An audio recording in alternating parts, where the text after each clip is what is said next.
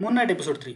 Episode की शुरुआत में ही हमें दिखाई देती है लायला, जो कि अपना नकली इजिप्शियन पासपोर्ट बना रही है ताकि वो अपने पति की मदद करने के लिए वहां पे जा सके। यहीं पे हमें पता चलता है कि लायला एक्चुअली इजिप्ट से ही है और वहीं पे उसके फादर की डेथ भी हुई थी। इधर आर्थर स्कैरब की मदद से एमिट को ढूंढने में कामयाब हो जाता है और वहीं पे थोड़ी दूर आर्थर को ढूंढते हुए अपना मार्क कुछ लोकल गुंडों के साथ लड़ते हुए हमें दिखाई देता है। इसी सीक्वेंस के दौरान हम भी मार्क की पर्सनैलिटी उसी तरह चेंज होते हुए देखते हैं जैसे कि हमने पहले एपिसोड में देखा था स्टीवन के साथ होते हुए।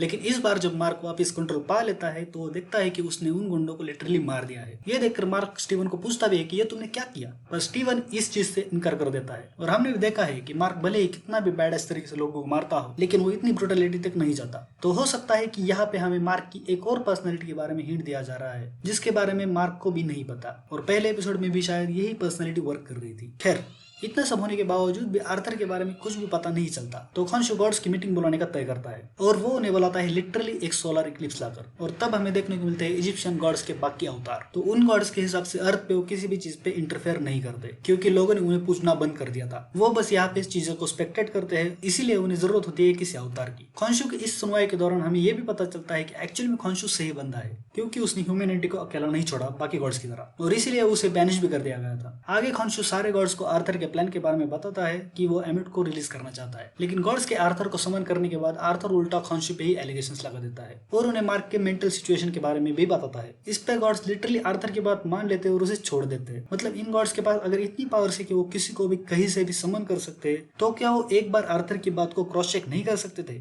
या फिर सिंपली आर्थर जिस पोर्टल से आया था उसी से बाहर जाकर उन्हें सारा सच पता चल सकता था। ऑनेस्टली मुझे तो इन चीजों का कुछ सेंस नहीं किया, लेकिन एक बात तो है, मैंने पिछले एपिसोड्स के वक्त भी ऑस्कर आइजैक की एक्टिंग के बारे में बोला था और इस सीक्वेंस में भी भाई ने क्या एक्टिंग की है। मतलब एक्चुअल में लग रहा था कि कोई उसकी बॉडी का कंट्रोल लेके बात कर रहा है। ब्रिलियंट। इतना सब होने के बाद मार्क को एक आशा की किरण मिलती है, यटजी हेथर के अवतार, जो कि गॉडेस है म्यूजिक और लव की, और खॉन्शु की शायद पुरानी दोस्त भी।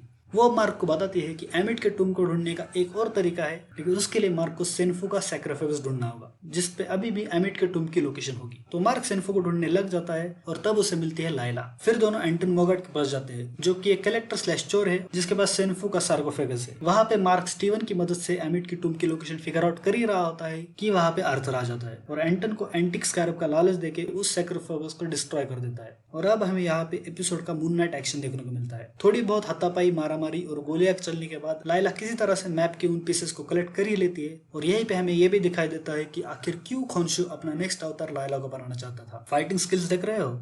खैर, वहां से बाहर निकलने के बाद नेक्स्ट होता है उन तारों वाले मैप से टूम का पता लगाना, लेकिन यहाँ पे उन्हें जरूरत पड़ती है स्टीवन की। लेकिन मार्क तो उसे कंट्रोल नहीं देने वाला, but obviously in the end उसे कंट्रोल देना पड़ता है। और सही में क्या स्मूथ ट्रांजिशन दिखाया है यार। स्टीवन की कंट्रोल लेते ही वो मैप को फिगर आउट कर लेता है, लेकिन यहाँ पे एक प्रॉब्लम है कि जो मैप उनके पास है उसमें जो कॉन्स्टेलेशंस की पोजीशन है वो 2000 साल पुरानी है, तो उनका इस्तेमाल करके आज की टूम का लोकेशन बता पाना बहुत मुश्किल है। तब खॉन्शु बताता है कि वो आसमान को चेंज कर देगा, लेकिन अगर उसने ऐसा किया तो सारे गॉड्स उसे कैद कर देंगे। इसके बावजूद खॉन्शु अपनी पावर्स यूज करता है और हमें दिखाई देता है अब तक का सीरीज का सबसे खूबसूरत शॉट, और इसकी वजह से उन्हें एमिट के टूम की लोकेशन तो मिल जाती है, लेकिन जैसा कि खॉन्शु ने बोला था उसकी इस हरकत की वजह से बाकी गॉड्स उसे इम्प्रिजन कर देते हैं। तो इसका मतलब कि मार्क या स्टीवन अब मून नाइट का सूट समन नहीं कर सकते, और यहीं पे एपिसोड खत्म हो जाता है। इस एपिसोड के पास हमें बताने के लिए बहुत सारी चीजें थी और एपिसोड काफी सारे सवाल भी छोड़ के जाता है, जैसे कि जबकि अब मार्क के पास खॉन्शु की पावर्स नहीं है तो वो आर्थर हैरो या एमिट के साथ कैसे डील करेगा। और खॉन्शु जाते जाते स्टीवन को बोलता भी है कि मार्क को बोल देना कि वो उसे आके छुड़ाए। तो क्या मार्क खॉन्शु को आजाद करेगा,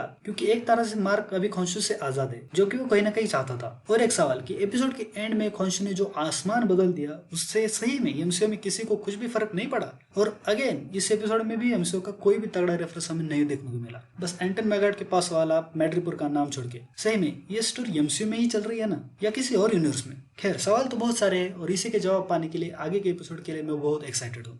so that's it for this video. बाकी मिलते हैं अगले वीडियो में, तब तक के लिए टाटा।